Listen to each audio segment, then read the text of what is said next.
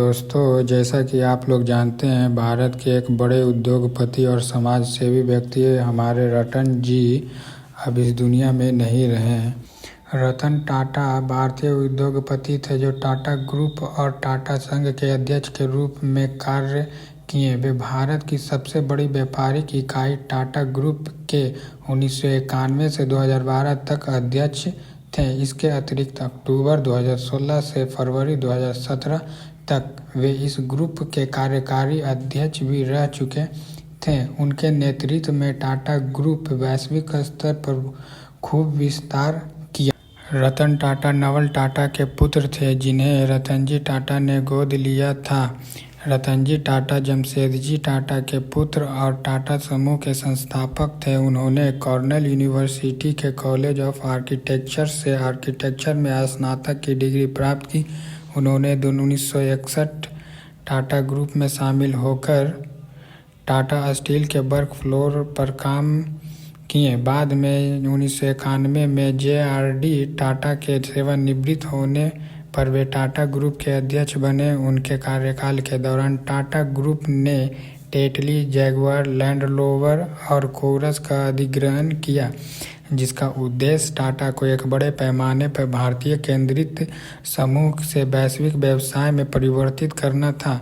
टाटा एक समाजसेवी व्यक्ति भी थे। टाटा एक निवेशक थे और उन्होंने 30 से अधिक स्टार्टअप में निवेश किए हैं। जैसा कि आप जानते हैं, रतन टाटा जी का जन्म 28 दिसंबर 1937 को ब्रिटिश राज के दौरान बम्बई, जो कि अब मुंबई के नाम से जानते हैं, एक पारसी परिवार में हुआ था। 1948 में जब टाटा 10 वर्ष के थे तब उनके माता पिता अलग हो गए। बाद में उनकी दादी और रतनजी टाटा की विधवा आवाजबाई टाटा ने उनका पालन पोषण किया। नवल टाटा, जो कि रतन टाटा के पिता हैं, उनका विवाह सिमोन टाटा से दूसरी शादी होती है और सिमोन टाटा से रतन टाटा के छोटे भाई जिम टाटा और एक सौतेले भाई नोएल टाटा था। उनके साथ ही रतन टाटा का पालन पोषण हुआ। टाटा ने 8वीं कक्षा मुंबई के कैंपियन स्कूल में पढ़ाई की। इसके बाद मुंबई में ही कैथेड्रल और जॉन कॉनन